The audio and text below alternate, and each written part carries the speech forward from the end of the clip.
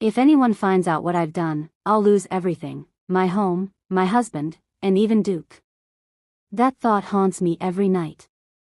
I never imagined my life would take this turn.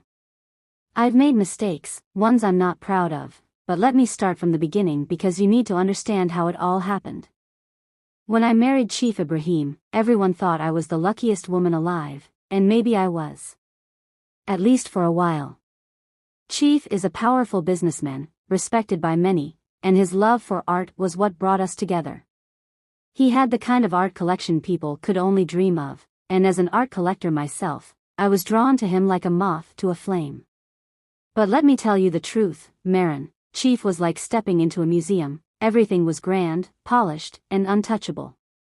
The man I thought I loved was too busy with meetings, travels, and deals.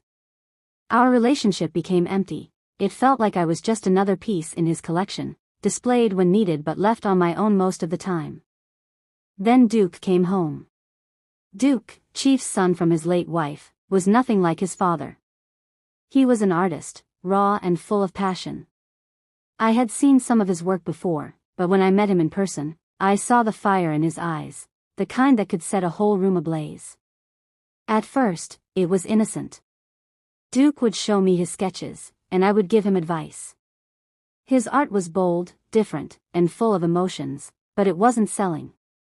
Chief saw his work as a waste of time and refused to support him, calling him lazy. Yes, it broke Duke's spirit, but I couldn't stand by and watch. I started buying his art in secret. I didn't want Chief to know because he would never understand. Duke thought he was finally getting recognition, but it was me. I was the one behind those anonymous purchases. It made him smile again, and seeing him happy did something to me. It started with art, but it didn't stop there. Duke and I spent hours together, talking about his dreams, his struggles, and his late mother. He had so much pain in his heart and eyes. I wanted to heal it. I don't know when it happened, but somewhere in those quiet moments, I stopped thinking of him as just my stepson. It was wrong, I knew it was wrong. But the way he looked at me, like I was the only person in the world who believed in him, I couldn't help myself. Duke made me feel alive in a way I hadn't felt in years. Now, as I stand here in front of this painting, the one he made just for me, I can see it all in the brush strokes, the love, the passion, and the secrets we're trying so hard to hide. But how long can secrets stay buried? How long before Chief starts to notice the tension in the air, the lingering glances, the excuses to spend more time at the gallery? I don't know how this will end, but one thing is certain, my life will never be the same again. Duke's painting hung in my private study, the one place in the house where Chief rarely ventured. I told him it was my sanctuary, a space for me to relax and focus on my own art collection. But really, it was where I kept all the pieces Duke had made for me. Each one told a story of us. Duke had no idea I hung them there, he thought I sold them. But how could I? Every brushstroke felt like his fingers tracing my skin. I couldn't let them go. One evening, as I stared at the latest painting, a vibrant swirl of colors that seemed to capture the chaos of my heart, Duke walked in without knocking. "Do you like it?" he asked, his voice low, almost hesitant. I froze.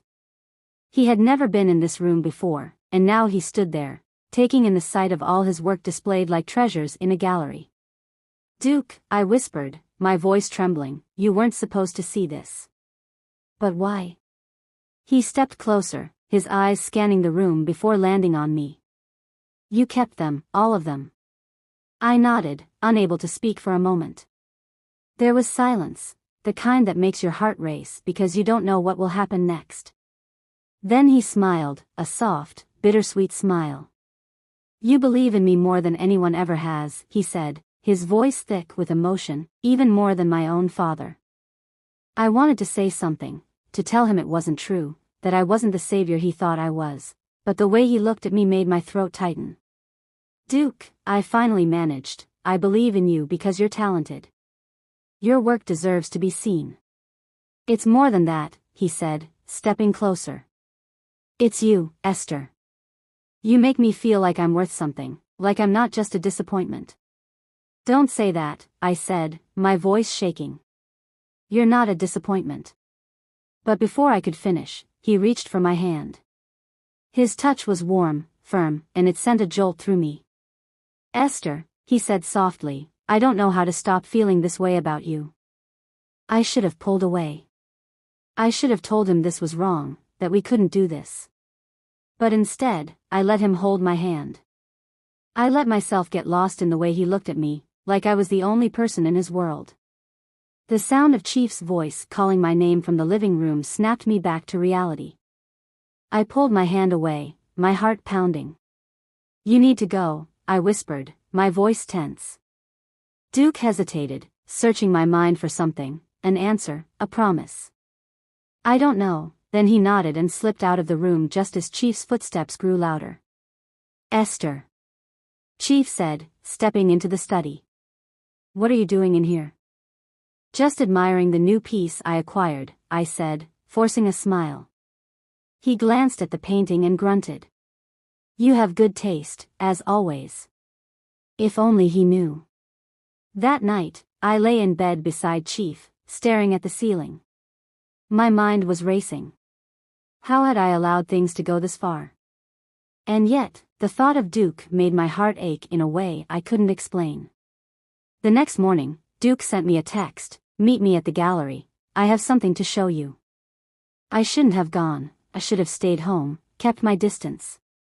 But something in me couldn't resist. When I arrived, Duke was waiting for me, a new canvas covered with a cloth standing in the middle of the room. What is this? I asked, trying to keep my voice steady. He didn't answer.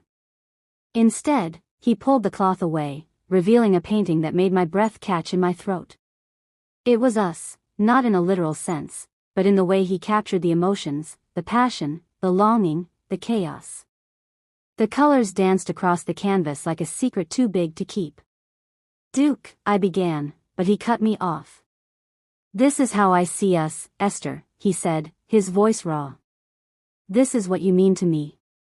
Tears filled my eyes as I stared at the painting. It was beautiful, but it was dangerous, too dangerous. Duke, we can't, don't say that, he said, stepping closer. Don't pretend you don't feel it too. I couldn't answer. My heart was torn in two. Before I could say anything, the gallery door swung open. Esther. It was Chief. Esther. Chief's voice boomed, freezing us both in place. I turned slowly, my heart racing like a drum in my chest.